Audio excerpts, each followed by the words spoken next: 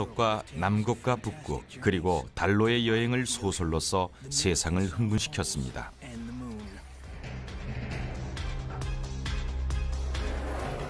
19세기 당시 그런 곳으로의 여행은 불가능해 보였지만 우리는 지구 속을 제외한 그의 모든 꿈을 실현시켰습니다. 현대 과학과 기술은 그의 마지막 꿈을 실현시킬 수 있을까요? 우리는 지구 중심에 도달할 수 있을까요?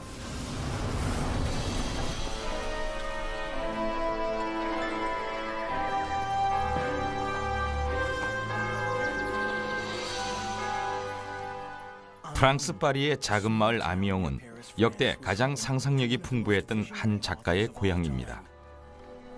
SF의 아버지로 불리는 그가 미래를 창조해냈다고 믿는 이들도 있습니다. 줄스 번 150년 전, 그는 이제는 대부분 과학적 사실이 된 모험과 환상에 대해 글을 썼습니다.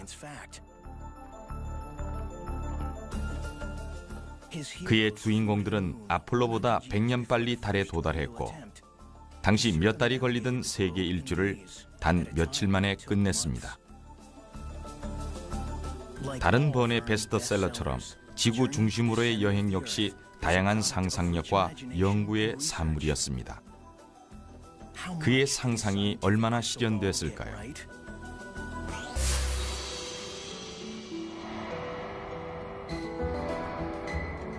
번이 책을 쓸 당시에는 지구 내부에 대해 거의 알려진 것이 없었습니다. 지구 과학은 막 걸음마 단계였죠. 하지만 19세기는 대발견의 세기였습니다.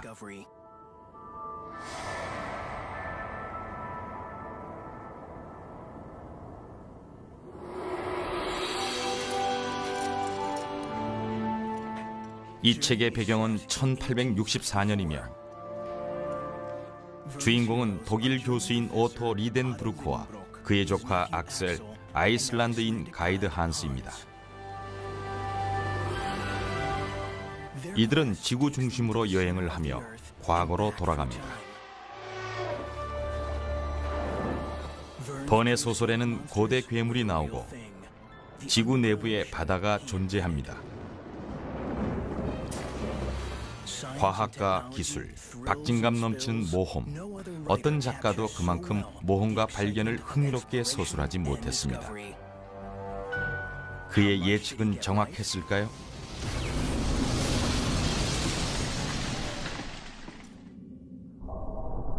번의 시대가 지나고 인류는 우주를 정복했습니다. 하지만 지구 중심으로 여행하기 위해서는 아직 갈 길이 멉니다.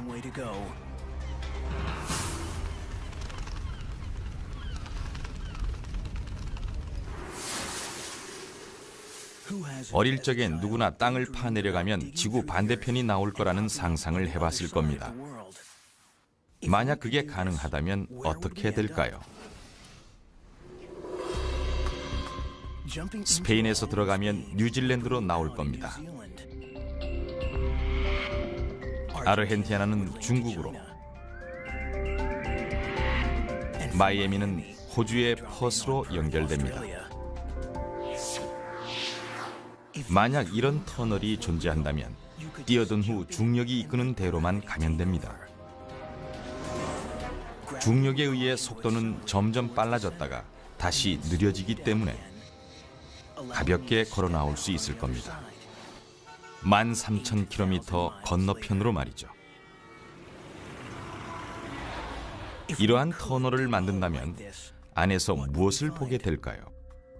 지구의 중심에는 핵이라는 거대한 철공이 들어있고 그 주위에는 녹은 철로 이루어진 외핵이 있습니다. 다음은 멘틀로서 두께가 3,000km에 이르는 움직이는 뜨거운 암석입니다.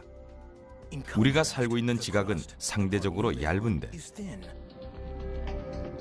이는 프레이트라 불리우는 조각으로 나눠져 있습니다.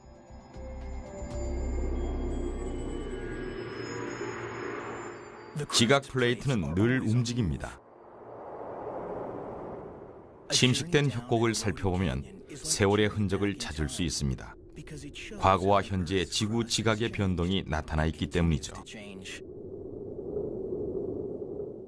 층층이 쌓인 암석들은 수백만 년 동안 지구 표면에 쌓이고 물과 바람에 의해 침식되었습니다. 지구상에서 가장 깊은 협곡도 겨우 3.2km인데 지구 중심까지는 무려 6,400km입니다. 대체 얼마나 먼 걸까요?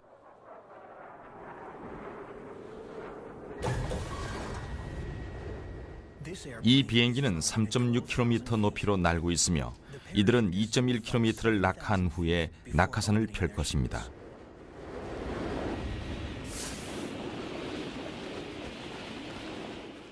자유낙하 속도는 시속 160km나 되기 때문에 이대로라면 1분 후에 지상에 떨어지게 되는데 이대로 지구 중심까지 간다면 36시간 이상이 걸립니다. 시카고에서 런던까지의 거리죠.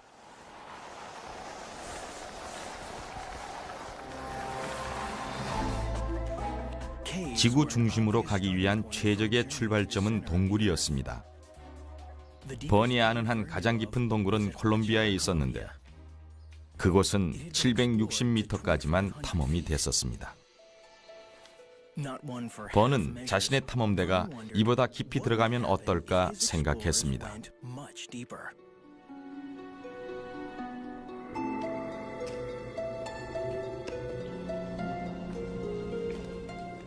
버는 상상 속의 발명에 착수했고 화학물질을 사용하는 전기등을 주인공에게 줬습니다.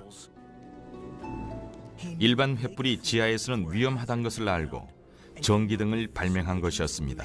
당시 가스등은 고가였고 전기는 과학자들에게만 알려져 있었습니다.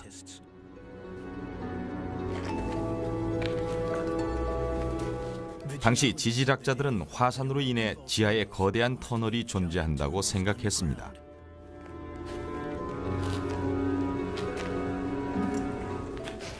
버는 지질학에 매료되었고 그의 주인공들은 다양한 광물과 귀금속을 발견합니다. 또한 물방울에 의해 만들어진 석회암 종류석과 석순도 빼먹지 않았습니다.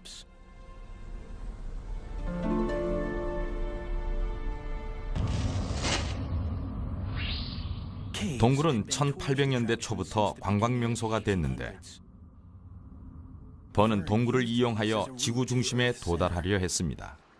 하지만 이런 동굴은 아니었죠. 현대의 동굴 탐사는 번의 소설에서 영감을 얻어 1880년대에 시작됐는데 당시 탐험가들은 우리가 당연시하는 첨단 장비도 없었습니다. 방수복도 없었고 가벼운 합금 장비 대신 대장자기가 만든 철제 도구를 사용했죠. 또한 방수, 합성 섬유 대신 실크 등으로 밧줄을 직접 만들었습니다. 또한 짐꾼을 동원하여 무거운 장비를 날랐죠. 오늘날 동굴 탐험은 매우 인기가 높습니다. 하지만 여전히 전체의 90%는 아직 발견도 못했다고 합니다. 즉, 지구의 내부는 아직 미개척 영역인 셈입니다. 이제 우리는 이런 방법으로는 중심까지 갈 수 없다는 걸 알고 있습니다. 가장 깊은 동굴도 깊이가 겨우 1500m니까요. 하지만 필요 또는 탐욕에 의해 인간은 이보다 훨씬 깊이 파내려 갔습니다. 초기 광산은 땅속에 얕은 구멍만 뚫었지만 표면의 자원을 모두 소진하고 나니 터널과 갱을 뚫어 더 깊이 들어가야 했습니다.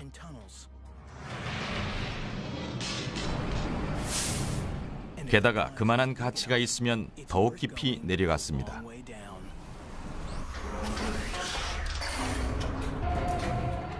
이들은 지구 중심으로 극강화하고 있습니다.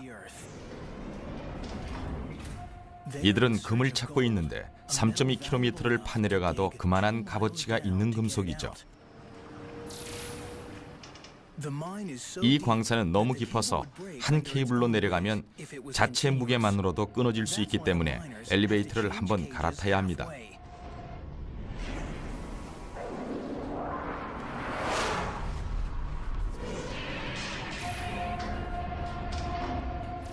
이미 번이 알고 있던 광산의 바닥보다도 600m를 더 내려왔습니다. 이 광산은 현재 지구에서 가장 깊은 광산이며 인간이 지각에서 가장 깊이 내려간 곳이기도 한데 이 광부들은 매일 이곳까지 내려옵니다. 지하 3.6km까지 말이죠.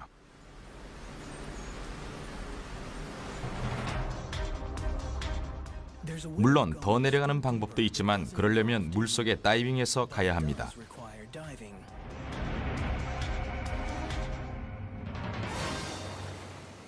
지구에서 가장 깊은 곳은 바다 밑바닥에 있습니다. 1960년에 잠수함 트리에스트가 이곳에 도달했는데 물론 번의 해저 이말리에 나오는 노틸러스 호보다는 100년이 늦었죠. 노틸러스의 승무원들을 제외하면 트리에스트의 두 선원만이 이토록 깊은 심연에 도달한 것입니다. 달에서 걸어본 사람이 훨씬 더 많군요. 이곳의 바다는 가장 높은 산보다도 깊습니다. 이들은 비행 높이보다 더 깊이 잠수했습니다. 지하 12km까지 말이죠.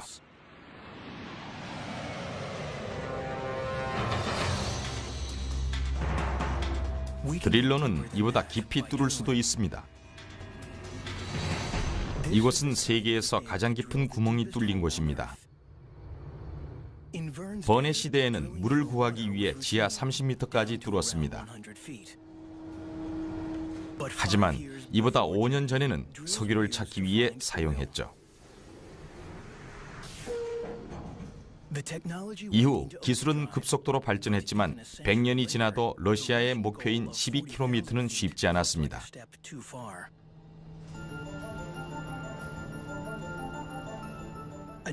한 독일인의 경우는 암석이 너무 뜨거워서 구멍을 막아 9km에 실패했습니다. 14년 후 러시아인들은 성공했고 즉시 지질학자들은 여기서 나온 재료들을 분석했습니다.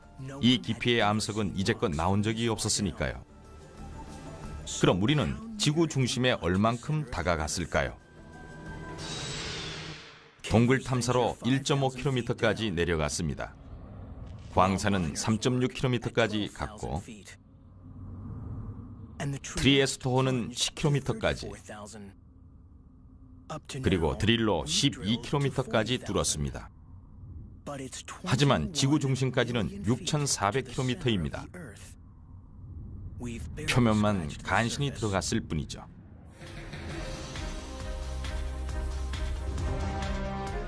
이 남자는 왜 계속 내려가고 있을까요? 그는 금보다 더 값진 뭔가를 찾고 있습니다.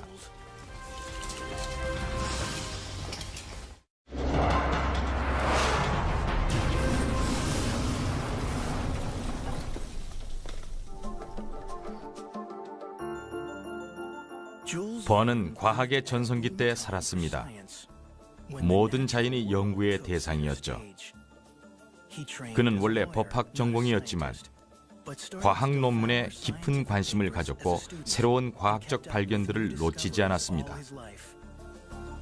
늘 소재가 필요했던 그는 많은 과학자들의 연구를 인용했는데 찰스 싱클레어 다비는 화산학자로서 번의 소설에 영감을 주었습니다. 19세기 중반에는 지구의 크기와 그 발생 기원에 대해서 아직 아무것도 모르는 상태였습니다. 많은 사람들은 종교적인 믿음으로 일관했지만 과학은 이러한 믿음에 의문을 던졌습니다. 때는 다윈이 막 진화론을 출판했을 때였는데 모든 생물이 6,000년 만에 만들어진 것이 아니라 수백 년이 걸렸다는 이론이었죠.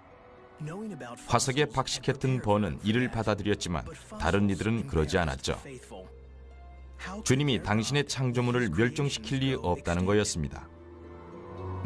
미국에서 포유류 화석이 발견됐을 때 토마스 제퍼슨조차 이들이 아직도 존재할 거라 믿었는데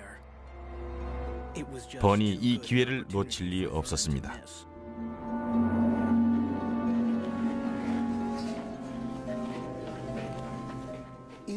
그의 소설에서 번의 주인공 악셀 교수와 한스는 살아있는 고대 생물들을 보게 됩니다.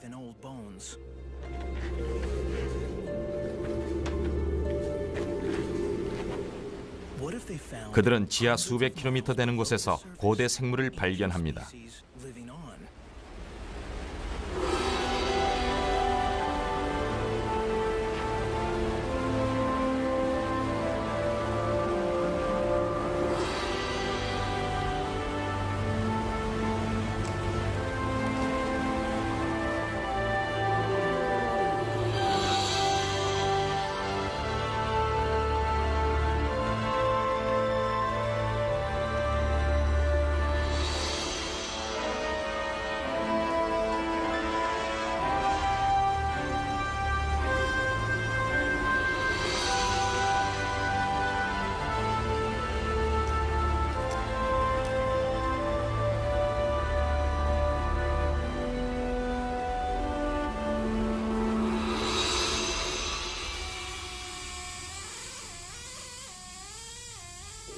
세계 곳곳에서는 화석을 발굴하고 있습니다.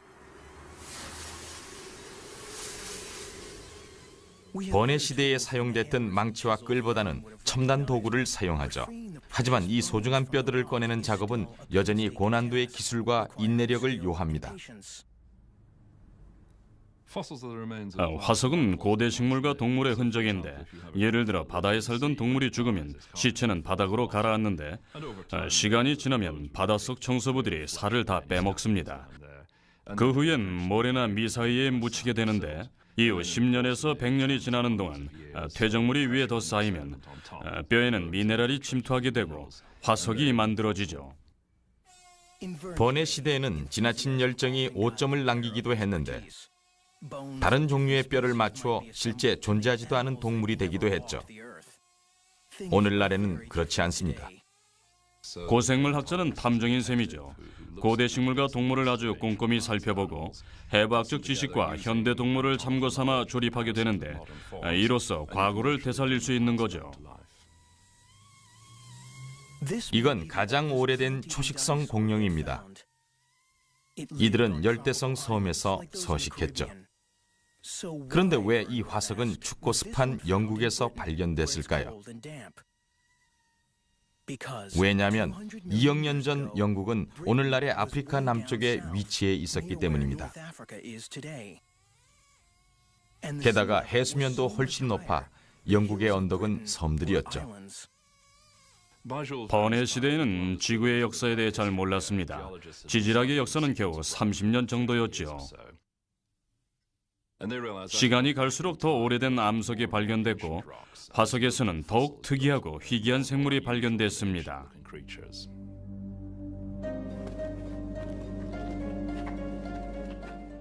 번은 그의 책에서 과거를 되살려 놓았고, 지하 세상에 고대 생물들이 살게 했습니다.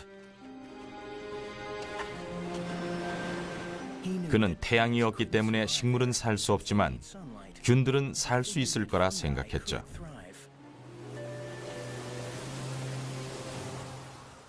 지하의 고온다습한 환경에서 그의 주인공들은 거대한 버섯들을 만납니다.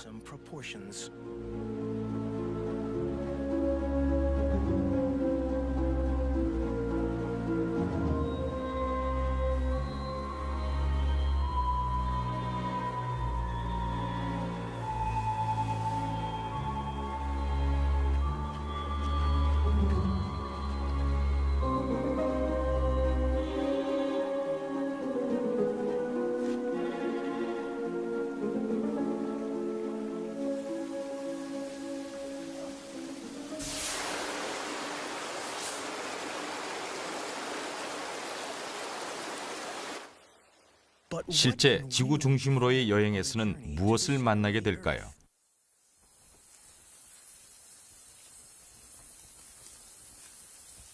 동굴에는 박쥐가 많습니다.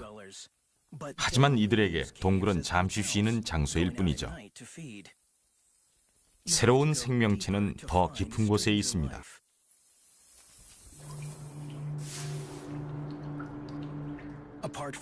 이곳의 생물들은 우리에겐 정말 생소한 것들인데 이곳의 생물 대부분은 지각 또는 기후 변동을 피해 지표에서 내려온 것입니다. 수천 년 동안 이들은 이 어둠의 세계에 적응해 왔습니다. 태양이 없기 때문에 보호색이 필요 없었으며 완전한 암흑이기에 눈도 필요 없어졌죠. 오직 촉각과 후각만 남았습니다. 동굴성 동물들은 연구하기가 어렵습니다. 너무나 좁은 틈에서 서식하기 때문에 포식자들도 이들을 찾아내기가 쉽지 않은 거죠. 하지만 과학자들을 흥분시키는 생물체는 따로 있는데 이들은 너무 작아 육안으로는 볼 수 없습니다. 이들 보이지 않는 실체에 대해 연구하기 위해 존 파크는 누구나 싫어할 만한 어려움을 감수합니다. 지구 중심으로 다가갈수록 온도와 압력이 높아짐에도 불구하고 생물체를 발견할 수 있었습니다. 하지만 생물체들 대부분이 아주 작은 박테리아들이었죠. 이들은 그러한 환경에서도 살 수 있습니다. 심지어는 섭씨 113도에서도 살 수 있었습니다. 이는 끓는 물보다도 높은 온도죠. 지구 내부에서 가장 놀랄 만한 사실은 그곳에 살고 있는 총 박테리아의 수인데 지구상의 모든 박테리아의 약 70%가 살고 있는 겁니다. 따라서 대부분의 박테리아는 지표 아래에 사는 게 되는데 식물이나 동물들이 서식하는 지표와는 멀리 떨어진 곳이죠. 그럼 박테리아는 무엇을 먹고 살까요?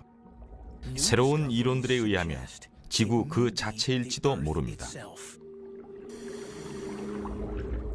번뇌 시대의 과학자들은 물이 암석을 침식하여 모든 동굴을 만들었다고 주장했는데 과연 사실일까요?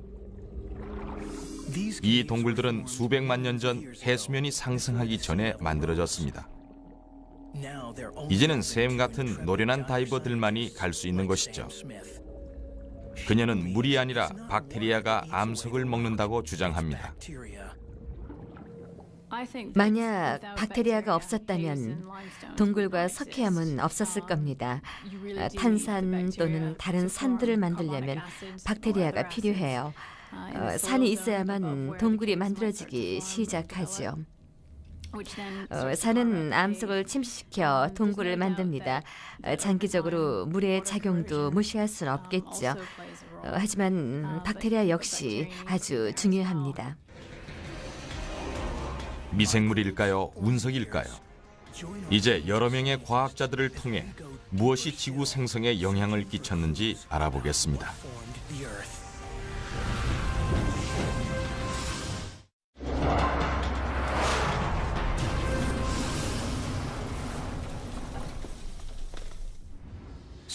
샘은 멕시코의 유카탄 반도에서 연구 중입니다.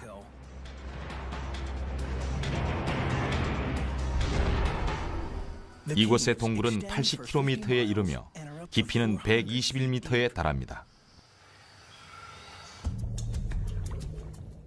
샘이 옳다면 박테리아가 이 동굴을 만들었고 지금도 만들고 있을 겁니다. 박테리아를 찾아 그녀는 수중 미로로 들어갑니다.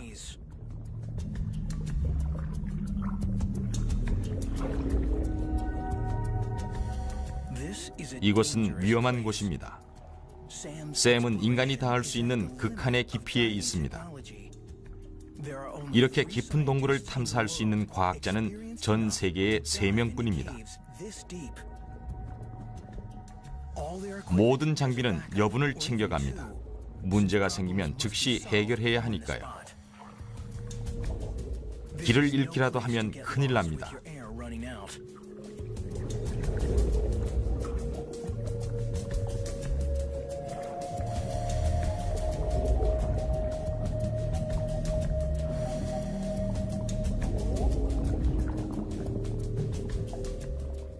마침내 도달한 현장에는 암석을 먹는 박테리아가 있을 만합니다. 그녀는 샘플을 확실히 채취할 수 있도록 만전을 기합니다. 샘플을 채취하는 데는 10m 길이의 실리콘 튜브를 사용하는데 이를 이용하여 물의 흐름에 영향을 주지 않고 10m 앞에 있는 샘플을 가능한 한 깨끗하고 있는 그대로의 상태로 채취할 수 있는 겁니다. 여기까지 왔는데 인체의 박테리아로 샘플을 훼손시켜서는 안 되겠죠. 이제 돌아갈 수 있겠군요. 샘플을 채취한 다음에는 그 즉시 수면으로 올라와 얼음에 보관하게 되는데 연구실로 들어가기 전까지 이렇게 보관을 해둡니다.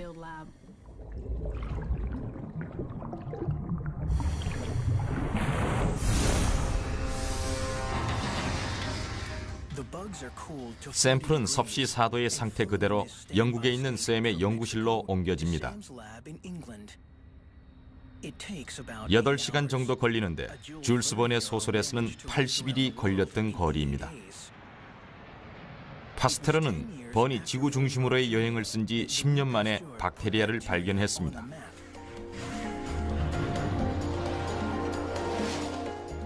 이후 한 세기 동안 박테리아는 지저분한 존재로만 여겨졌지만 이제는 점점 더 절대적으로 필요하고 유익한 존재로 여겨지고 있습니다. 우선 샘은 암석을 먹는 박테리아의 수가 알고 싶었습니다.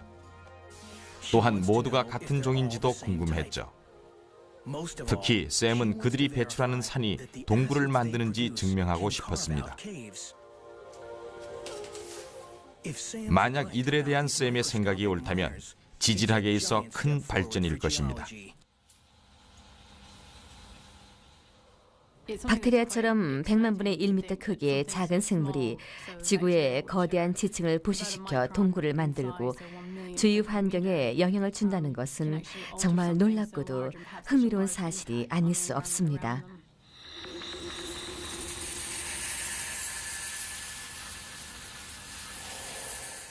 박테리아는 공기, 물, 땅, 바다 모든 곳에 존재하는데 지금까지 우리는 어디서든 그것을 발견했습니다. 지구 중심에도 박테리아가 있을까요? 박테리아가 얼마나 깊은 곳까지 살 수 있느냐고 물으시는데 그것은 온도에 따라 달라집니다. 하지만 아직 그들이 살 수 없을 만큼 깊은 지점까지는 가지 못했지요. 박테리아는 우리가 먹을 수 없는 것을 먹고 극한의 환경에서도 존재하기 때문에 우리가 알지 못했던 정말 유용한 존재인지도 모릅니다. 이미 우리 생활에도 이용되고 있죠. 누구나 효소 합성 세제를 써보시거나 들어보셨을 겁니다. 이들은 섭씨 60도에서도 안 죽는 유기체들이죠. 만약 150도에서도 죽지 않는 유기체를 찾는다면 최고의 촉매가 될 수 있을 것이며 다양한 용도로 사용될 것입니다. 다른 자원과는 달리 박테리아는 끝이 없습니다. 이 암석 샘플은 지하 61m에서 온 것인데 여기에만도 지구상의 인구수와 맞먹는 박테리아가 있습니다. 어느 곳을 얼만큼 뚫든 간에 박테리아는 항상 존재했습니다. 이들은 음식과 산소 없이도 충분히 수백만 년을 살 수 있는데 어떤 이들은 무한한 노동력으로도 이용하고자 합니다. 최초의 유정은 번의 시대에 탄생했으며 이제 지표의 화석 연료는 거의 바닥이 났습니다. 하지만 박테리아가 도움을 줄 수도 있습니다. 지구에 존재하는 석유의 40%는 지하에 보관되어 있는데 우리는 이를 꺼내지 못하고 있습니다.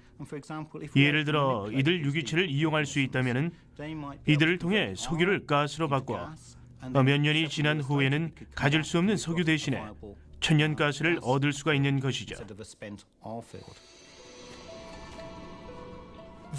번의 소설에서는 석유를 발견하진 못했지만 금과 백금은 찾았죠. 주인공들은 이를 캐기에는 너무 깊다고 생각했지만 그건 인간일 때 얘기죠. 박테리아를 생각하지 못했던 겁니다. 미생물을 이용해 자원을 채취한다는 것은 번의 상상력을 초월한 것이었죠. 하지만 어떤 박테리아는 암석을 섭취하기 때문에 이미 금속을 분리하는 데 사용되고 있습니다. 이는 시작에 불과합니다. 언젠가는 우리가 닿을 수 없는 곳에서 박테리아가 일을 할지도 모릅니다. 그때까지는 예전의 방식대로 해야겠죠. 지하 3.6km에서 일하는 것은 위험하고도 비용이 많이 듭니다. 1.6km 내려갈 때마다 온도는 50도씩 높아집니다. 여기서 박테리아 하나는 암석만 있어도 1000년을 살 수 있습니다. 이곳의 박테리아는 자연의 연금술사입니다. 금 덩어리의 형성에 절대적인 역할을 하죠. 박테리아는 암석과 미네랄 광석을 분해할 때 금 분자를 자신의 피부 밖으로 내보냅니다. 수백만 년이 지나면서 금이 쌓여 반짝이는 금 덩어리가 됩니다.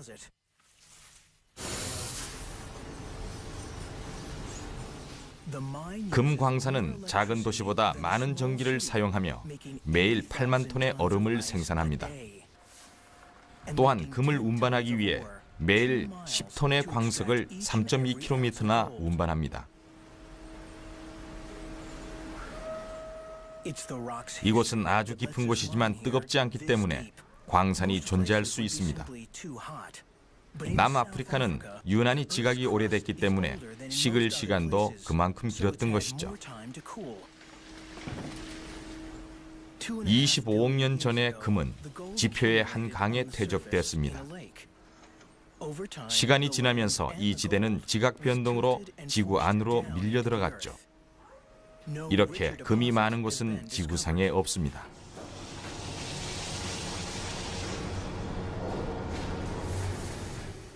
전 세계 금의 3분의 1이 이곳에서 생산되지만 겨우 2,000톤에 불과하죠. 금과 백금 같은 금속은 왜 희귀한 걸까요? 우선 지구 전체가 녹아있을 시기로 돌아가야 합니다.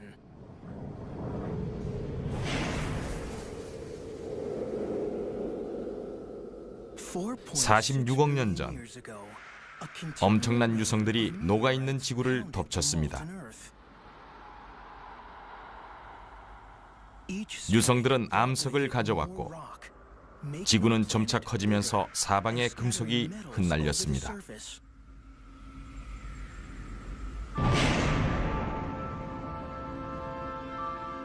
그러다 거대한 소행성이 부딪혔죠.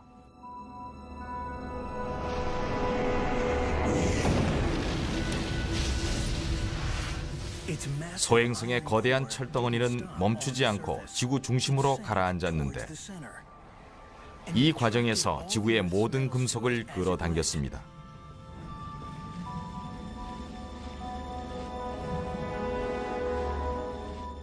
소행성의 작고 가벼운 암석 조각들은 지구 주위를 돌다가 중력에 의해 서로 모이게 됐는데 1년 이내에 이들은 지금의 달이 되었죠.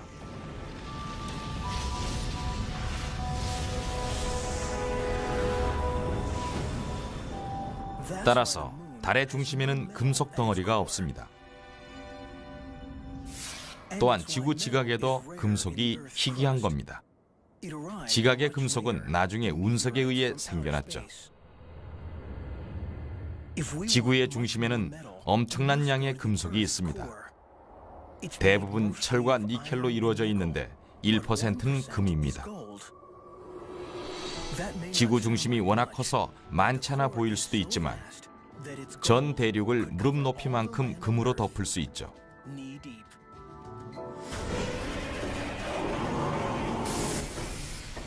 남아프리카에서는 금을 찾아 광부들이 더욱 깊은 곳으로 가고 있습니다.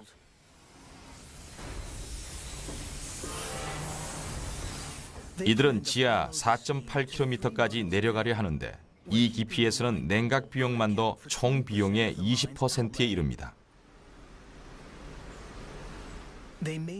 어쩌면 열 차단복이나 로봇가 필요할지도 모릅니다.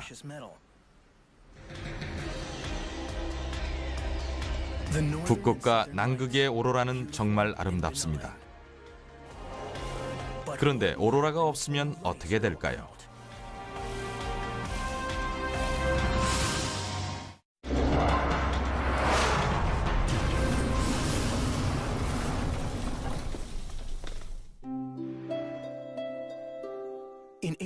(1860년에는) 누구도 지구 내부의 현상에 대해 알지 못했습니다.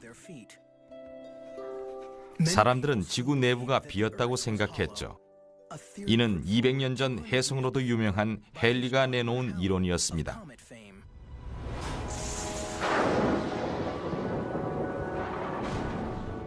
1823년 미국인 존 클리브 심스는 헨리의 이론을 증명하기 위해 탐험을 떠났지만 성공하지 못합니다. 번은 이런 사실을 알고는 다른 이론도 생각하게 됩니다. 하지만 자신의 주인공들은 거대한 지하 동굴을 통해 번개와 자기 폭풍이 치는 바다를 건너게 했습니다.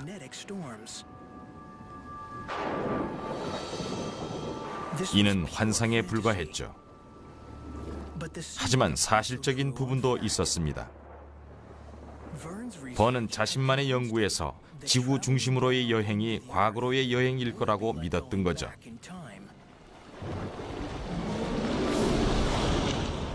고대 생물이 살아있는 과거로의 여행 말입니다. 2억 년 전,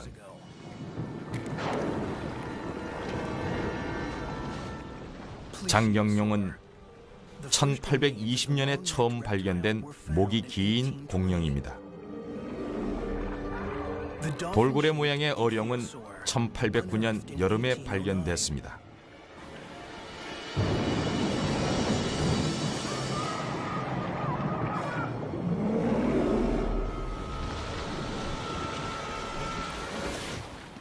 번이 옳았습니다. 실제 지구 중심에는 바다가 있었으니까요.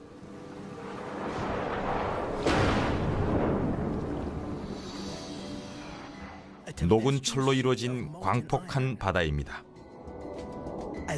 이 바다가 고체의 내핵 주위를 요동치면서 자기력이 형성됩니다. 이 거대한 힘이 우주까지 닿아 우리를 태양의 방사능으로부터 보호해줍니다.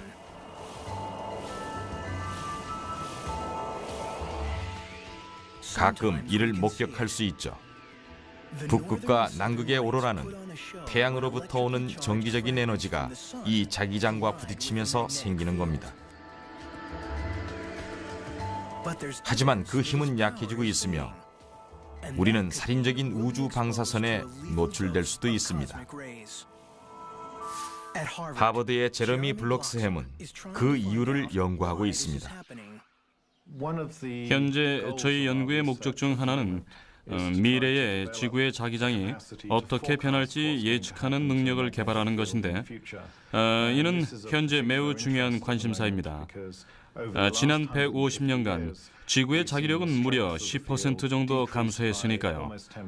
이는 매우 주목할 만한 수치이며 자기 역전의 징조로 생각할 수도 있습니다. 문제는 바로 과연 자기장이 역전될까 하는 것입니다. 자기 역전이란 자기 북극과 남극이 바뀌는 현상을 말합니다. 나침반도 소용없을 것이고 남과 북이 말 그대로 완전히 뒤바뀌는 겁니다. 하지만 처음 일어나는 일은 아니죠. 지난 3, 4천만 년 동안 약 60번의 자기 역전이 있었습니다. 따라서 지질학적 측면에서는 흔한 현상이죠. 하지만 인류가 보는 역사에서는 아주 희귀한 현상입니다. 자기가 역전되면 어떻게 될까요? 우린 방향을 잃게 되는 걸까요? 오늘날 항법에는 나침반을 거의 사용하지 않습니다. 자기력의 영향을 받지 않는 GPS 위성을 이용하죠. 하지만 자기 역전 전에 지구의 자기장은 사라지게 되고 이로 인해 모든 위성은 방사능에 의해 타버리게 됩니다. 인류에게만 변화가 있는 것은 아닙니다. 많은 동물들은 이동 시 타고난 자기 나침반에 의지합니다. 이들이 어떻게 될지는 아무도 모르죠. 하지만 자기 역전은 서서히 일어나는 현상입니다. 제러미는 이를 예의주시하고 있죠. 자기장의 변화를 관측하는 데는 다양한 기술들이 이용됩니다. 자기장만을 관측하기 위하여 지구 궤도를 돌고 있는 전용 위성이 따로 있으며 또한 전 세계 곳곳에 정규적인 자기장 관측소를 세워두고 계속해서 자기장을 측정하고 있죠. 하지만 가장 오래된 관측소에서도 10년 내지는 100년간의 변화를 측정할 수 있을 뿐입니다.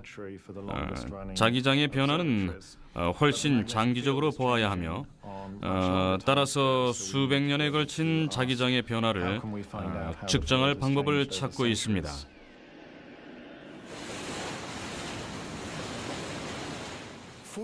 다행히 항해사들은 오랫동안 자기장에 의존해왔고 그들이 남긴 기록을 통해 변화를 알 수 있습니다.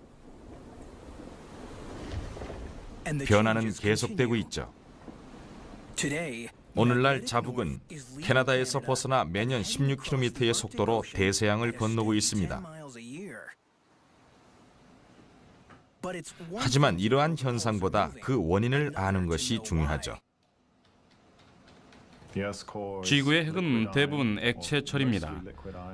이렇게 전도성인 철이 움직임으로써 소위 말하는 다이너모가 생성되는 거죠. 하지만 그 세부 과정과 원인은 자세히 밝혀지지 않았습니다. 이를 연구하기 위해 다니엘 라트로프는 지구 핵을 모형으로 만들었습니다. 우리는 점점 크기가 크고 자기력이 높은 모형을 만들고 있습니다. 지구의 외계에서와 같은 현상을 얻기 위해서죠. 또한 자기장의 형성 과정도 궁금합니다.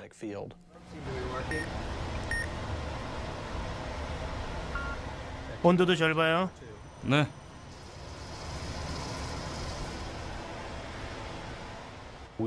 저희는 지구 자기장의 세기와 그 요인에 대해 알고자 합니다. 또한 자기력의 변칙적인 변화와 자기 역전의 요인에 대해 연구하고 있습니다. 그 원인을 분석한다면 예측도 가능할 것입니다. 대서양 바닥에는 과거 자기 역전의 흔적이 남아 있습니다. 용암은 굳을 때 자기장의 방향으로 굳기 때문이죠. 하지만 자기 역전은 불규칙적이라서 예측하기 위해서는 지구 핵 내부의 변화를 알아야만 합니다. 10rps로 돌립니다. 네. 우리는 현재 두 종류의 실험을 진행하고 있는데 첫 실험에서는 실제 프로펠러를 돌려 한쪽의 액체를 교반시킵니다. 이로 인해 일종의 난류를 발생시키죠. 10rps 갈 준비됐어요? 준비되었습니다. 다니엘의 다이너모에는 뜨거운 나트륨이 채워진 공이 있습니다. 정기적으로 나트륨은 녹은 철같이 반응하지만 그보다 천도가 낮습니다. 프로펠러는 지구 자전에 의한 일종의 난류를 재현해냅니다. 지금까진 일정 양의 자기력을 생산해내는 데 실패했지만 다행히 속도와 온도가 조금만 변해도 큰 영향을 준다는 걸 알아냈죠. 새는 곳 있어요?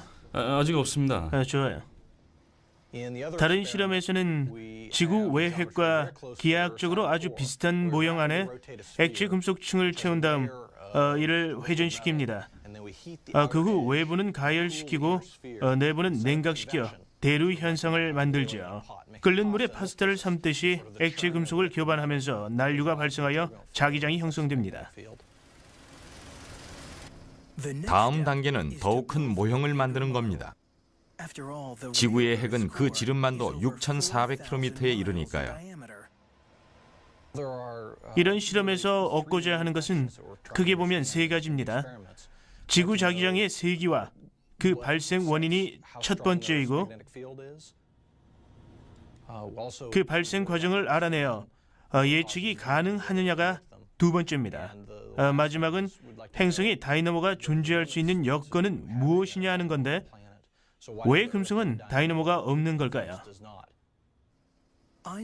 아인슈타인은 지구가 어떻게 이러한 자기력을 형성하는지는 현대 물리의 수수께끼라고 말한 적이 있습니다.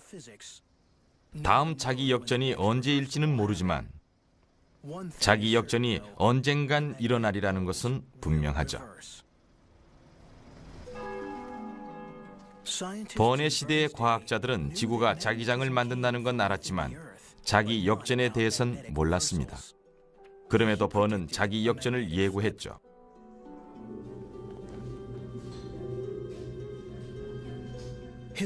그의 주인공들은 몇 달간을 여행하여 지구의 중심에 거의 다다랐다고 판단했습니다.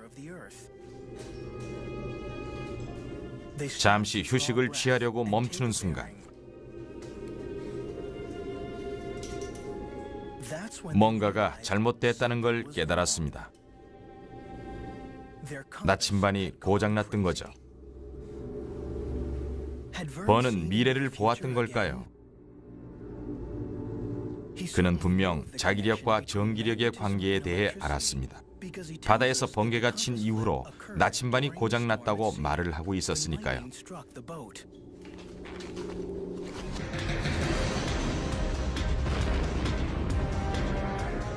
따라하지는 마십시오. 화산이 언제 폭발할지 알기 위해서는 다른 방법도 있으니까요.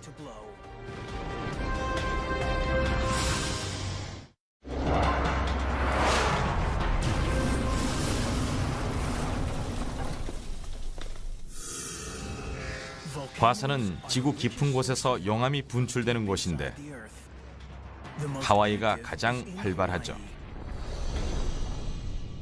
지구 중심이 어떤지 느끼기에는 안성맞춤인 곳입니다. 지구 내부에 숨겨져 있는 힘과 뜨거운 열기가 느껴집니다. kilauea 화산은 수천 년간 끊임없이 용암을 분출하고 있습니다. 이 섬을 만든 것도 이 화산입니다. 마그마라 불리는 액체 동굴은 1800년대 초부터 관광명소가 됐는데 번은 동굴을 이용하여 지구 중심에 도달하려 했습니다. 하지만 이런 동굴은 아니었죠. 현대의 동굴 탐사는 번의 소설에서 영감을 얻어 1880년대에 시작됐는데 당시 탐험가들은 우리가 당연시하는 첨단 장비도 없었습니다. 방수복도 없었고 가벼운 합금 장비 대신 대장자기가 만든 철제 도구를 사용했죠. 또한 방수, 합성 섬유 대신 실크 등으로 밧줄을 직접 만들었습니다. 또한 짐꾼을 동원하여 무거운 장비를 날랐죠. 오늘날 동굴 탐험은 매우 인기가 높습니다. 하지만 여전히 전체의 90%는 아직 발견도 못했다고 합니다. 즉, 지구의 내부는 아직 미개척 영역인 셈입니다. 이제 우리는 이런 방법으로는 중심까지 갈 수 없다는 걸 알고 있습니다. 가장 깊은 동굴도 깊이가 겨우 1500m니까요. 하지만 필요 또는 탐욕에 의해 인간은 이보다 훨씬 깊이 파내려 갔습니다. 초기 광산은 땅속에 얕은 구멍만 뚫었지만 표면의 자원을 모두 소진하고 나니 터널과 갱을 뚫어 더 깊이 들어가야 했습니다.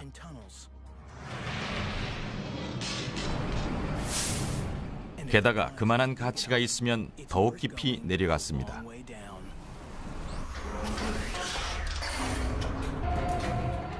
이들은 지구 중심으로 극강화하고 있습니다. 이들은 금을 찾고 있는데 3.2km를 파내려가도 그만한 값어치가 있는 금속이죠. 이 광산은 너무 깊어서 한 케이블로 내려가면 자체 무게만으로도 끊어질 수 있기 때문에 엘리베이터를 한번 갈아타야 합니다.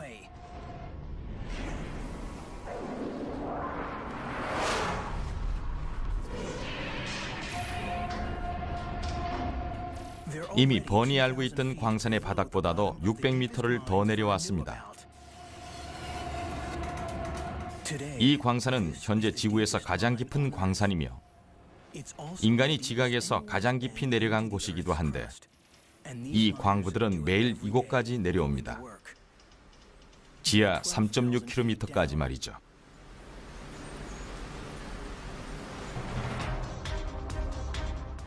물론 더 내려가는 방법도 있지만 그러려면 물속에 다이빙해서 가야 합니다.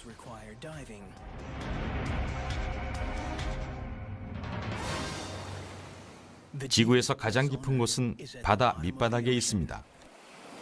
1960년에 잠수함 트리에스트가 이곳에 도달했는데 물론 번의 해저 이말리에 나오는 노틸러스 호보다는 100년이 늦었죠. 노틸러스의 승무원들을 제외하면 트리에스트의 두 선원만이 이토록 깊은 심연에 도달한 것입니다. 달에서 걸어본 사람이 훨씬 더 많군요. 이곳의 바다는 가장 높은 산보다도 깊습니다. 이들은 비행 높이보다 더 깊이 잠수했습니다. 지하 12km까지 말이죠.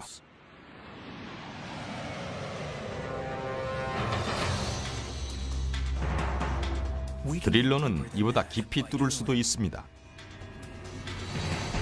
이곳은 세계에서 가장 깊은 구멍이 뚫린 곳입니다. 번의 시대에는 물을 구하기 위해 지하 30m까지 뚫었습니다. 하지만 이보다 5년 전에는 석유를 찾기 위해 사용했죠. 이후 기술은 급속도로 발전했지만 100년이 지나도 러시아의 목표인 12km는 쉽지 않았습니다.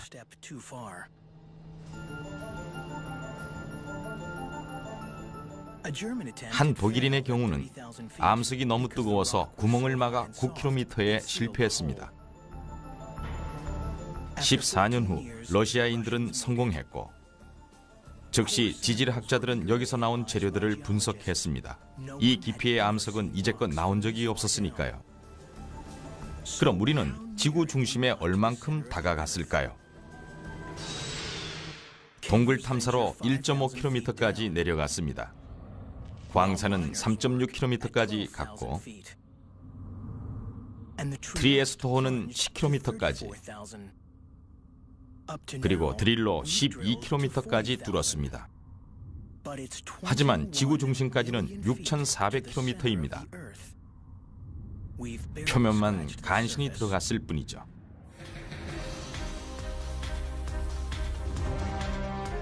이 남자는 왜 계속 내려가고 있을까요? 그는 금보다 더 값진 뭔가를 찾고 있습니다.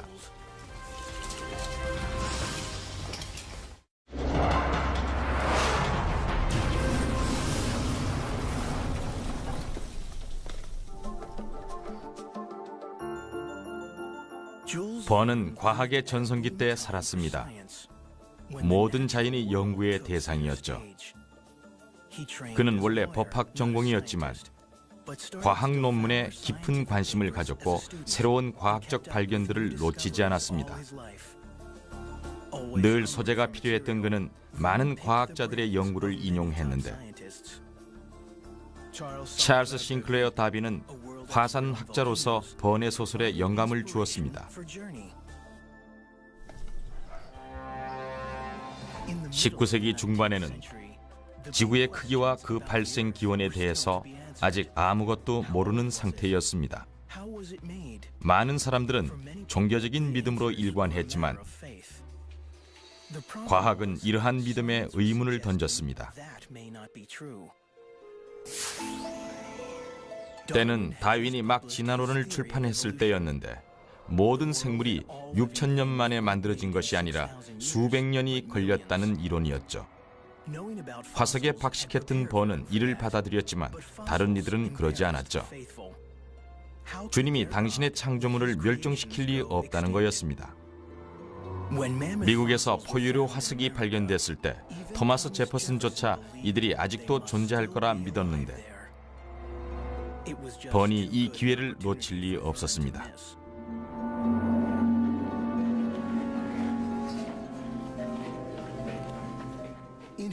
그의 소설에서 번의 주인공 악셀 교수와 한스는 살아있는 고속과 남극과 북극 그리고 달로의 여행을 소설로써 세상을 흥분시켰습니다.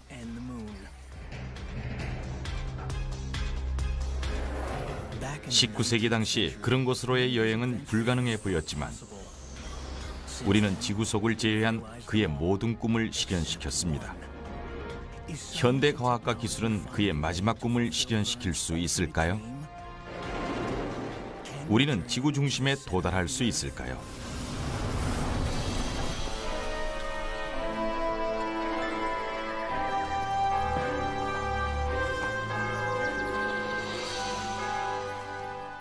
프랑스 파리의 작은 마을 아미옹은 역대 가장 상상력이 풍부했던 한 작가의 고향입니다. SF의 아버지로 불리는 그가 미래를 창조해냈다고 믿는 이들도 있습니다. 줄스번 150년 전, 그는 이제는 대부분 과학적 사실이 된 모험과 환상에 대해 글을 썼습니다. 그의 주인공들은 아폴로보다 100년 빨리 달에 도달했고 당시 몇 달이 걸리던 세계 일주를 단 며칠 만에 끝냈습니다. 다른 번의 베스트셀러처럼 지구 중심으로의 여행 역시 다양한 상상력과 연구의 산물이었습니다. 그의 상상이 얼마나 실현됐을까요?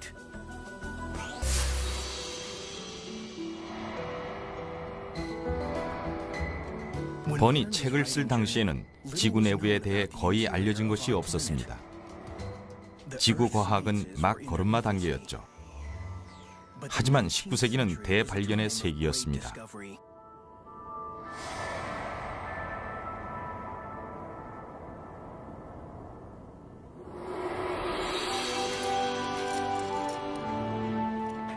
이 책의 배경은 1864년이며 주인공은 독일 교수인 오토 리덴브루크와 그의 조카 악셀, 아이슬란드인 가이드 한스입니다. 이들은 지구 중심으로 여행을 하며 과거로 돌아갑니다. 번의 소설에는 고대 괴물이 나오고 지구 내부에 바다가 존재합니다. 과학과 기술, 박진감 넘치는 모험, 어떤 작가도 그만큼 모험과 발견을 흥미롭게 서술하지 못했습니다. 그의 예측은 정확했을까요?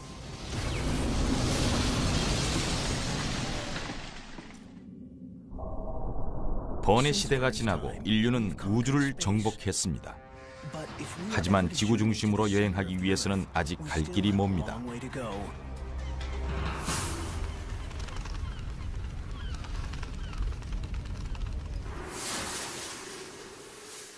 어릴 적엔 누구나 땅을 파내려가면 지구 반대편이 나올 거라는 상상을 해봤을 겁니다. 만약 그게 가능하다면 어떻게 될까요? 스페인에서 들어가면 뉴질랜드로 나올 겁니다. 아르헨티나는 중국으로, 마이애미는 호주의 퍼스로 연결됩니다.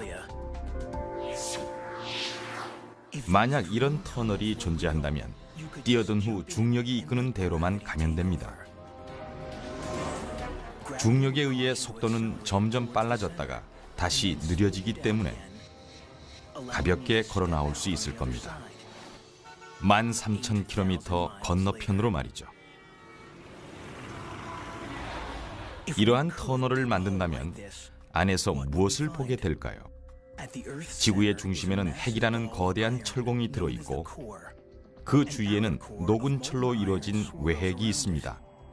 다음은 멘틀로서 두께가 3,000km에 이르는 움직이는 뜨거운 암석입니다. 우리가 살고 있는 지각은 상대적으로 얇은데 이는 플레이트라 불리우는 조각으로 나눠져 있습니다.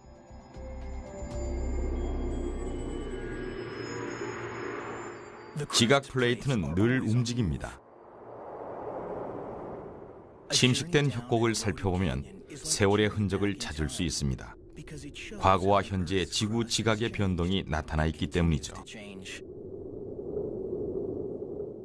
층층이 쌓인 암석들은 수백만 년 동안 지구 표면에 쌓이고 물과 바람에 의해 침식되었습니다.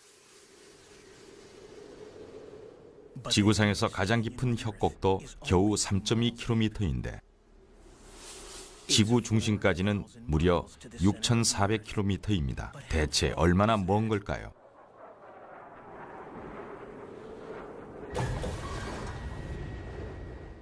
이 비행기는 3.6km 높이로 날고 있으며 이들은 2.1km를 낙하한 후에 낙하산을 펼 것입니다.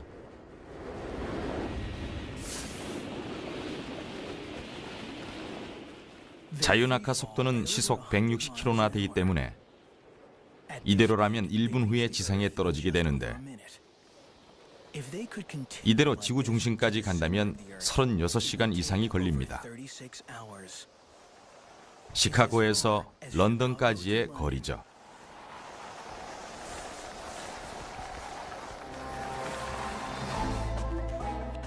지구 중심으로 가기 위한 최적의 출발점은 동굴이었습니다. 버니 아는 한 가장 깊은 동굴은 콜롬비아에 있었는데 그곳은 760m까지만 탐험이 됐었습니다. 번은 자신의 탐험대가 이보다 깊이 들어가면 어떨까 생각했습니다.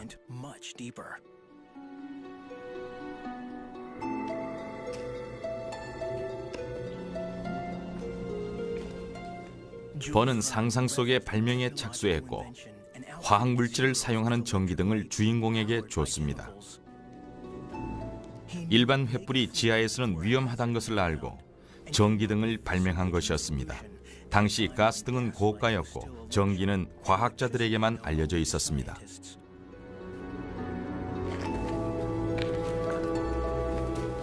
당시 지질학자들은 화산으로 인해 지하에 거대한 터널이 존재한다고 생각했습니다.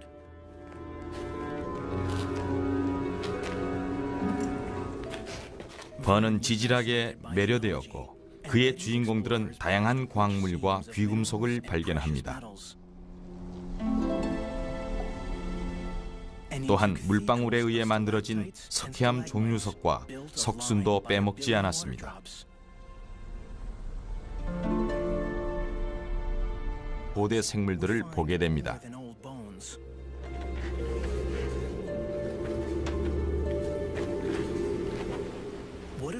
그들은 지하 수백 킬로미터 되는 곳에서 고대 생물을 발견합니다.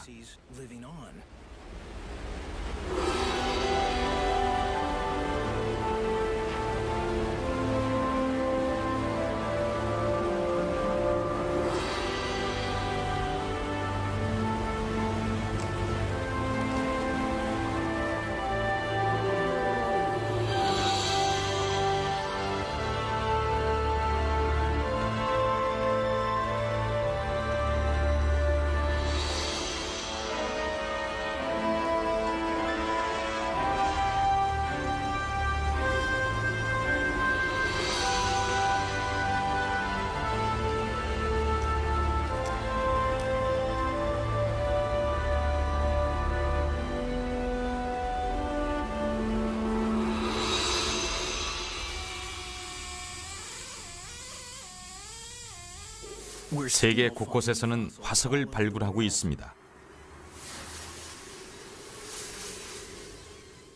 번의 시대에 사용됐던 망치와 끌보다는 첨단 도구를 사용하죠.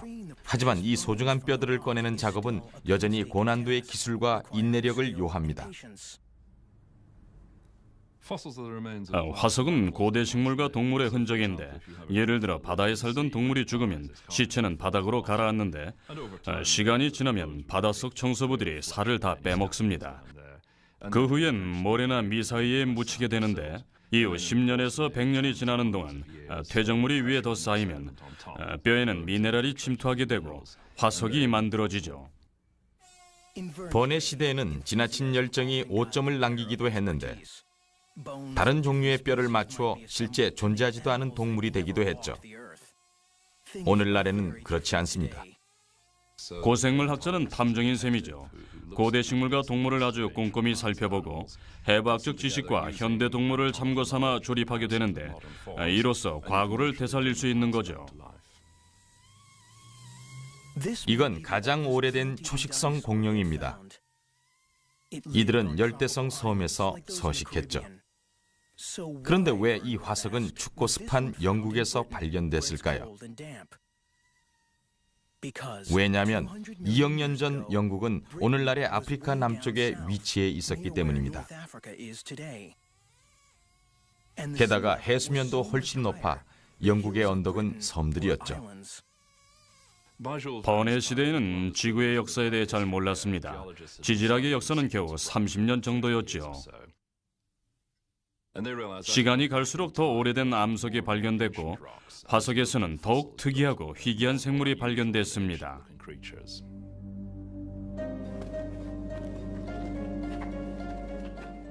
번은 그의 책에서 과거를 되살려 놓았고 지하 세상에 고대 생물들이 살게 했습니다. 그는 태양이 없기 때문에 식물은 살 수 없지만 균들은 살 수 있을 거라 생각했죠.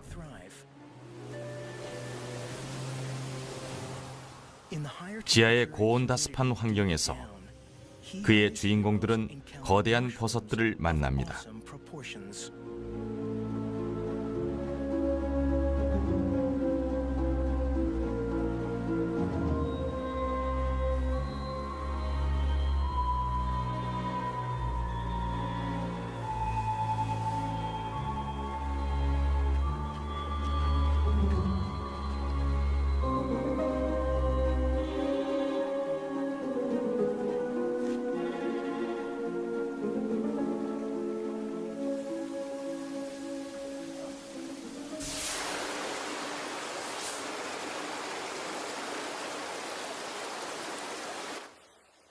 실제 지구 중심으로의 여행에서는 무엇을 만나게 될까요?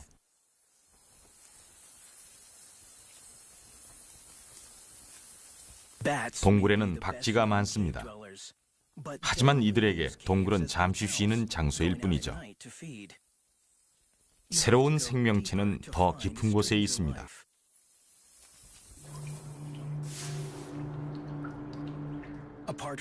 이곳의 생물들은 우리에겐 정말 생소한 것들인데 이곳의 생물 대부분은 지각 또는 기후 변동을 피해 지표에서 내려온 것입니다. 수천 년 동안 이들은 이 어둠의 세계에 적응해 왔습니다. 태양이 없기 때문에 보호색이 필요 없었으며 완전한 암흑이기에 눈도 필요 없어졌죠. 오직 촉각과 후각만 남았습니다. 동굴성 동물들은 연구하기가 어렵습니다. 너무나 좁은 틈에서 서식하기 때문에 포식자들도 이들을 찾아내기가 쉽지 않은 거죠. 하지만 과학자들을 흥분시키는 생물체는 따로 있는데 이들은 너무 작아 육안으로는 볼 수 없습니다. 이들 보이지 않는 실체에 대해 연구하기 위해 존 파크는 누구나 싫어할 만한 어려움을 감수합니다. 지구 중심으로 다가갈수록 온도와 압력이 높아짐에도 불구하고 생물체를 발견할 수 있었습니다. 하지만 생물체들 대부분이 아주 작은 박테리아들이었죠. 이들은 그러한 환경에서도 살 수 있습니다. 심지어는 섭씨 113도에서도 살 수 있었습니다. 이는 끓는 물보다도 높은 온도죠. 지구 내부에서 가장 놀랄 만한 사실은 그곳에 살고 있는 총 박테리아의 수인데 지구상의 모든 박테리아의 약 70%가 살고 있는 겁니다. 따라서 대부분의 박테리아는 지표 아래에 사는 게 되는데 식물이나 동물들이 서식하는 지표와는 멀리 떨어진 곳이죠. 그럼 박테리아는 무엇을 먹고 살까요? 새로운 이론들에 의하면 지구 그 자체일지도 모릅니다. 번해 시대의 과학자들은 물이 암석을 침식하여 모든 동굴을 만들었다고 주장했는데 과연 사실일까요? 이 동굴들은 수백만 년 전 해수면이 상승하기 전에 만들어졌습니다. 이제는 샘 같은 노련한 다이버들만이 갈 수 있는 것이죠. 그녀는 물이 아니라 박테리아가 암석을 먹는다고 주장합니다. 만약 박테리아가 없었다면 동굴과 석회암은 없었을 겁니다. 1km에서 일하는 것은 위험하고도 비용이 많이 듭니다. 1.6km 내려갈 때마다 온도는 50도씩 높아집니다. 여기서 박테리아 하나는 암석만 있어도 1000년을 살 수 있습니다. 이곳의 박테리아는 자연의 연금술사입니다. 금 덩어리의 형성에 절대적인 역할을 하죠. 박테리아는 암석과 미네랄 광석을 분해할 때 금 분자를 자신의 피부 밖으로 내보냅니다. 수백만 년이 지나면서 금이 쌓여 반짝이는 금 덩어리가 됩니다.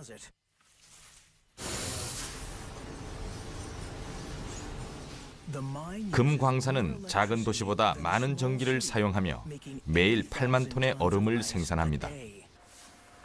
또한 금을 운반하기 위해 매일 10톤의 광석을 3.2km나 운반합니다. 이곳은 아주 깊은 곳이지만 뜨겁지 않기 때문에 광산이 존재할 수 있습니다. 남아프리카는 유난히 지각이 오래됐기 때문에 식을 시간도 그만큼 길었던 것이죠.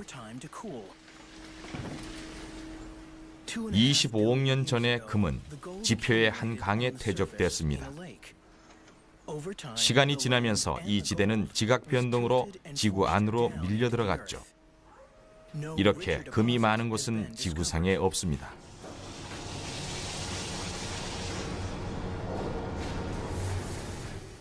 전 세계 금의 3분의 1이 이곳에서 생산되지만 겨우 2,000톤에 불과하죠. 금과 백금 같은 금속은 왜 희귀한 걸까요? 우선 지구 전체가 녹아있을 시기로 돌아가야 합니다.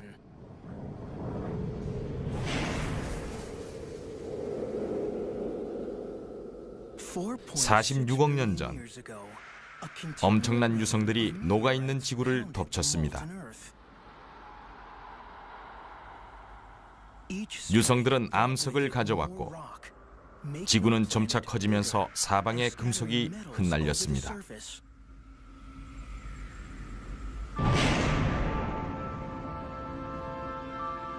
그러다 거대한 소행성이 부딪혔죠.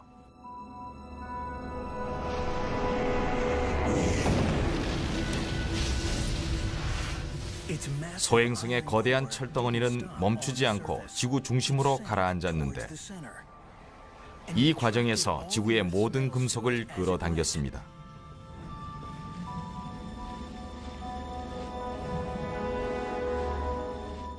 소행성의 작고 가벼운 암석 조각들은 지구 주위를 돌다가 중력에 의해 서로 모이게 됐는데 1년 이내에 이들은 지금의 달이 되었죠.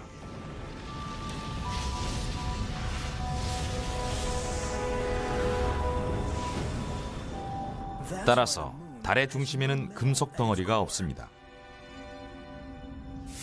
또한 지구 지각에도 금속이 희귀한 겁니다. 지각의 금속은 나중에 운석에 의해 생겨났죠. 지구의 중심에는 엄청난 양의 금속이 있습니다. 대부분 철과 니켈로 이루어져 있는데 1%는 금입니다. 지구 중심이 워낙 커서 많지 않아 보일 수도 있지만 전 대륙을 무릎 높이만큼 금으로 덮을 수 있죠.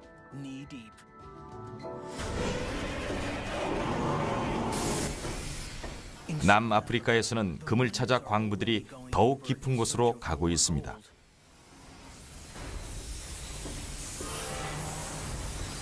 이들은 지하 4.8km까지 내려가려 하는데 이 깊이에서는 냉각 비용만도 총 비용의 20%에 이릅니다. 어쩌면 열 차단복이나 로봇가 필요할지도 모릅니다.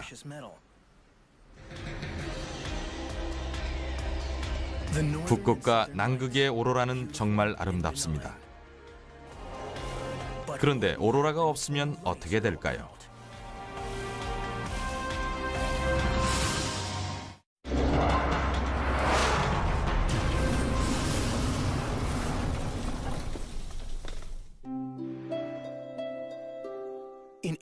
(1860년에는) 누구도 지구 내부의 현상에 대해 알지 못했습니다. 사람들은 지구 내부가 비었다고 생각했죠. 이는 200년 전 해성으로도 유명한 헨리가 내놓은 이론이었습니다.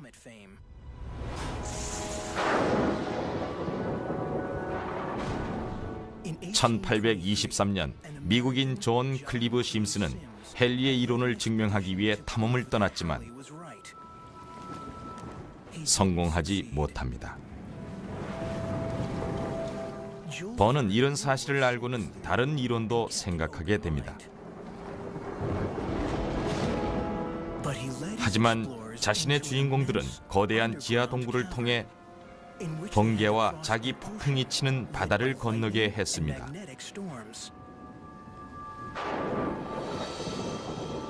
이는 환상에 불과했죠. 하지만 사실적인 부분도 있었습니다.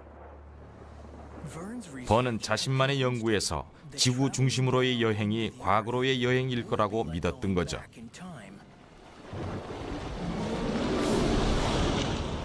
고대 생물이 살아있는 과거로의 여행 말입니다. 2억 년 전,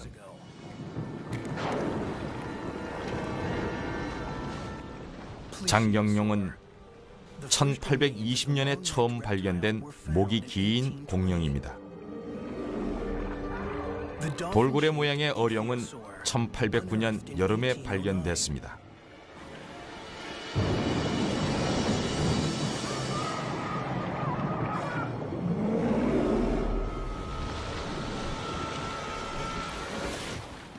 번이 옳았습니다.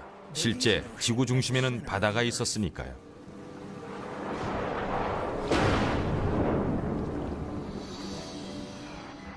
녹은 철로 이루어진 광폭한 바다입니다. 이 바다가 고체의 내핵 주위를 요동치면서 자기력이 형성됩니다.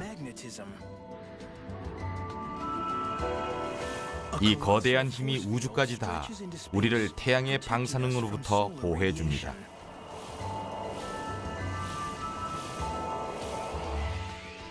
가끔 이를 목격할 수 있죠. 북극과 남극의 오로라는 태양으로부터 오는 정기적인 에너지가 이 자기장과 산 또는 다른 산들을 만들려면 박테리아가 필요해요. 산이 있어야만 동굴이 만들어지기 시작하죠. 산은 암석을 침식시켜 동굴을 만듭니다. 장기적으로 물의 작용도 무시할 수는 없겠죠. 하지만 박테리아 역시 아주 중요합니다. 미생물일까요? 운석일까요? 이제 여러 명의 과학자들을 통해 무엇이 지구 생성에 영향을 끼쳤는지 알아보겠습니다.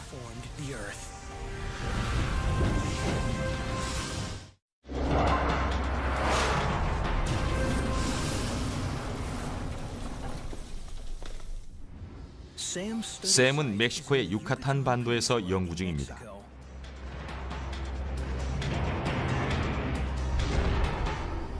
이곳의 동굴은 80km에 이르며 깊이는 121m에 달합니다.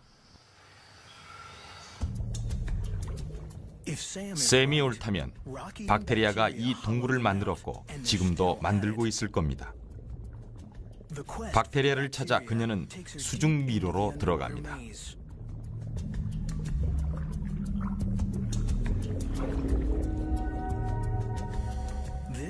이곳은 위험한 곳입니다.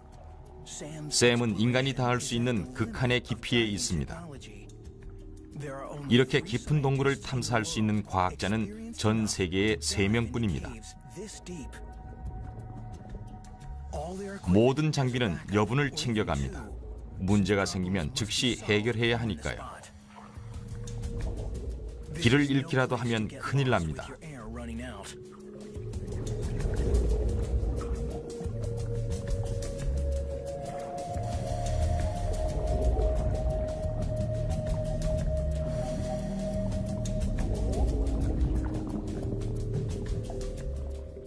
마침내 도달한 현장에는 암석을 먹는 박테리아가 있을 만합니다. 그녀는 샘플을 확실히 채취할 수 있도록 만전을 기합니다. 샘플을 채취하는 데는 10m 길이의 실리콘 튜브를 사용하는데 이를 이용하여 물의 흐름에 영향을 주지 않고 10m 앞에 있는 샘플을 가능한 한 깨끗하고 있는 그대로의 상태로 채취할 수 있는 겁니다. 여기까지 왔는데 인체의 박테리아로 샘플을 훼손시켜서는 안 되겠죠. 이제 돌아갈 수 있겠군요. 샘플을 채취한 다음에는 그 즉시 수면으로 올라와 얼음에 보관하게 되는데 연구실로 들어가기 전까지 이렇게 보관을 해둡니다.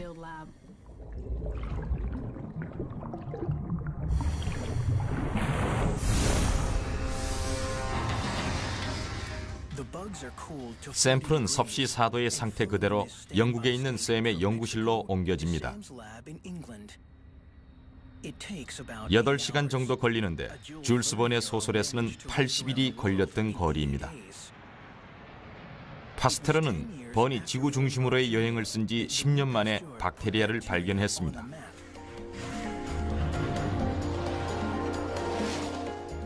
이후 한 세기 동안 박테리아는 지저분한 존재로만 여겨졌지만 이제는 점점 더 절대적으로 필요하고 유익한 존재로 여겨지고 있습니다.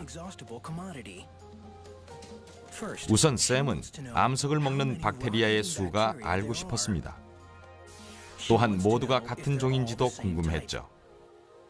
특히 샘은 그들이 배출하는 산이 동굴을 만드는지 증명하고 싶었습니다. 만약 이들에 대한 샘의 생각이 옳다면 지질학에 있어 큰 발전일 것입니다. 박테리아처럼 100만 분의 1m 크기의 작은 생물이 지구의 거대한 지층을 부식시켜 동굴을 만들고 주위 환경에 영향을 준다는 것은 정말 놀랍고도 흥미로운 사실이 아닐 수 없습니다.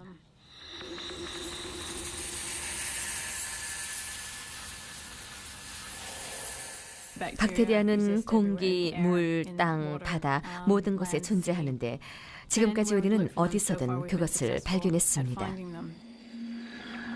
지구 중심에도 박테리아가 있을까요? 박테리아가 얼마나 깊은 곳까지 살 수 있느냐고 물으시는데 그것은 온도에 따라 달라집니다. 하지만 아직 그들이 살 수 없을 만큼 깊은 지점까지는 가지 못했지요.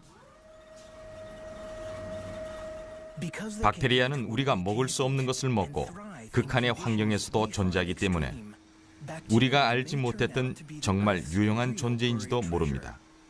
이미 우리 생활에도 이용되고 있죠. 누구나 효소 합성 세제를 써보시거나 들어보셨을 겁니다. 이들은 섭씨 60도에서도 안 죽는 유기체들이죠. 만약 150도에서도 죽지 않는 유기체를 찾는다면 최고의 촉매가 될 수 있을 것이며 다양한 용도로 사용될 것입니다. 다른 자원과는 달리 박테리아는 끝이 없습니다. 이 암석 샘플은 지하 61m에서 온 것인데 여기에만도 지구상의 인구수와 맞먹는 박테리아가 있습니다. 어느 곳을 얼만큼 뚫든 간에 박테리아는 항상 존재했습니다. 이들은 음식과 산소 없이도 충분히 수백만 년을 살 수 있는데 어떤 이들은 무한한 노동력으로도 이용하고자 합니다. 최초의 유정은 번의 시대에 탄생했으며 이제 지표의 화석 연료는 거의 바닥이 났습니다. 하지만 박테리아가 도움을 줄 수도 있습니다. 지구에 존재하는 석유의 40%는 지하에 보관되어 있는데 우리는 이를 꺼내지 못하고 있습니다. 예를 들어 이들 유기체를 이용할 수 있다면 이들을 통해 석유를 가스로 바꿔 몇 년이 지난 후에는 가질 수 없는 석유 대신에 천연가스를 얻을 수가 있는 것이죠. 번의 소설에서는 석유를 발견하진 못했지만 금과 백금은 찾았죠. 주인공들은 이를 캐기에는 너무 깊다고 생각했지만 그건 인간일 때 얘기죠. 박테리아를 생각하지 못했던 겁니다. 미생물을 이용해 자원을 채취한다는 것은 번의 상상력을 초월한 것이었죠. 하지만 어떤 박테리아는 암석을 섭취하기 때문에 이미 금속을 분리하는 데 사용되고 있습니다. 이는 시작에 불과합니다. 언젠가는 우리가 닿을 수 없는 곳에서 박테리아가 일을 할지도 모릅니다. 그때까지는 예전의 방식대로 해야겠죠. 지하 3.6